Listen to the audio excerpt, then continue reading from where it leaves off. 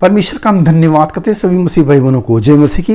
मेरे प्यारों, आइए प्रभु का वचन सुने और अपने जीवन में जो भी दुख परेशानियां है प्रभु के हाथ में सौंप दे। क्या जाने प्रभु की दया हो और आप वचन सुनते सुनते भले चंगे हो जाए। तो जो लोग नए कृपया इस चैनल को सब्सक्राइब कर दिए। तो मेरे प्यारों, मैं आज का वचन लाया हूँ भय मानने का आशीष।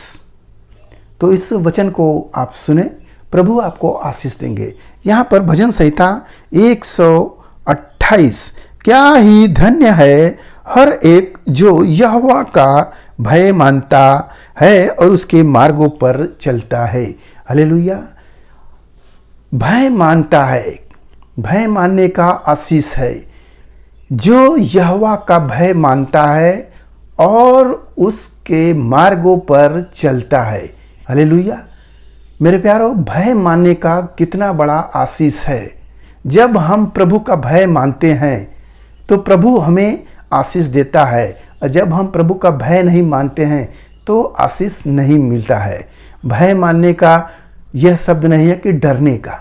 डर नहीं है, डर अलग चीज़ है। भय ये होता है कि परमेश्वर का हम भय मानते हैं, यानी कि हम प्रभु ने कहे हैं कि इस प्रसाद को चढ़ाए हुए अन्य जो मूर्तियों का प्रसाद मत खाना। तो जब आता है हमारे सामने तो हम कहते हैं नहीं लेंगे भैया, हम लोग यीशु मसीह को मानते हैं, तो हम परमेश्वर का भय मानते हैं। तो परमेश्वर हमसे प्रसन्न रहता है, और यदि हम उस प्रसाद को ले ले और खा जाए तो हम परमेश्वर का भय नहीं माने, बल्कि हम उसके पाप में हो लिए। हालेलुया। तो मेरे प्यारों, इस वचन से बोला जा रहा है कि धन्य है, धन्य है जो प्रभु का भय मानता है और उसके मार्गों पर चलता है। तो वो व्यक्ति को प्रभु कह रहे हैं धन्य। यीशु मसीह राजा भी एक जगह मीटिंग कर रहे हैं और वहाँ पूछ रहे हैं कि धन्य कौन है। तो वहाँ सब लोग चुपचाप है। एक औरत वहाँ पर, बूढ़ी औरत उठती है, कहती है धन्य वे है जिस कोख में तू रहा और जिस छाती को तूने चूसा। तो प्रभु कह रहे हैं हाँ। फिर प्रभु वचन दे रहे हैं कि धन्य वे है जो परमेश्वर का वचन सुनते हैं और उस पर चलते हैं। हालेलुया। मेरे प्यारों, यही धन्य है। धन्य व्यक्ति इसी को कहा जाता है जो आशीषित हो जाता है, वही धन्य है। जो कंगाली में है उसे आशीष नहीं मिला है तो वो व्यक्ति धन्य नहीं है। धन्य वही है जो परमेश्वर के वचनों पर चलता है, और आशीषित वही व्यक्ति है। हालेलुया। और वचन सुने, और लिखा है तू अपनी कमाई को निश्चय खाने पाएगा, तू धन्य होगा और तेरा भला ही होगा। होता है ना कि लोग रात दिन परिश्रम करते हैं और वह कमाई अपनी नहीं खा पाते हैं। क्यों? क्योंकि उनके घर में पैसा आने से पहले कर्जा लगा है और वो पैसा कर्जे में चला जा रहा है। यदि उनके पास पैसा है भी तो भी उनके ऊपर ऐसी बीमारी है कि डॉक्टर बोला है खाओगे तो मरोगे, तुम्हारी बीमारी और बढ़ेगी और तुम मरोगे। तो यहाँ पर जो बोला गया है कि निश्चय तुम अपनी कमाई खाने पाओगे। जब हम प्रभु का भय मानेंगे, उसके वचनों पर चलेंगे, तो हम निश्चय खाने पाएंगे।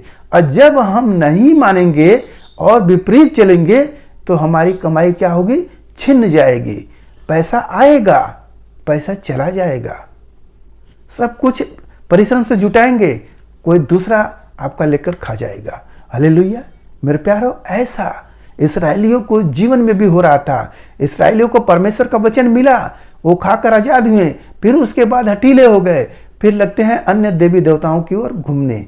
और उसके बाद परमेश्वर क्या करता है? उनका जो फसल तैयार होता था, जैसे ही वो लौनी के टाइम जाते थे लौने, वो ल लिए और उनका शत्रु आकर लूट ले जाता था। उनका सारा अनाज ढोकर ले जाता था और वो लोग ऐसे ही भूखे प्यासे किसी तरह से जिंदगी बिता रहे थे। यही है आशीष।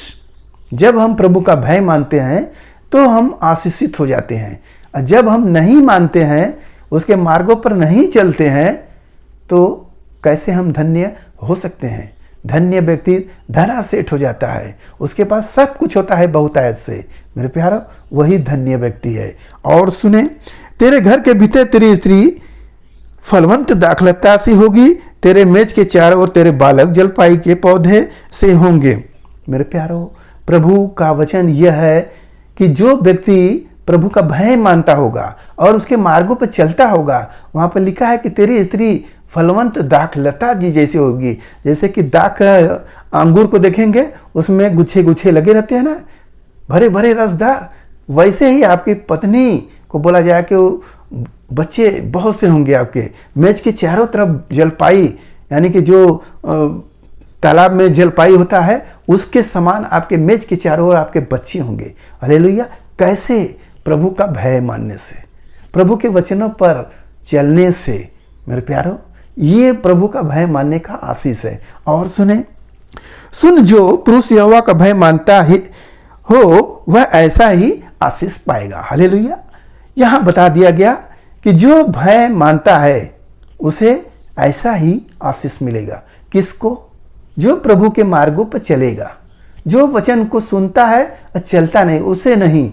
जो प्रभु का भय मानता हो और उसके मार्गों पर चलता हो, उसे ये सारी आशीषें मिलेंगी। वो निश्चय अपनी कमाई खाएगा, उसकी स्त्री फलवंत दाख लता जैसी होगी और उसके चारों तरफ मेज के उसके बच्चे होंगे जलपाई की नाई। हालेलुया।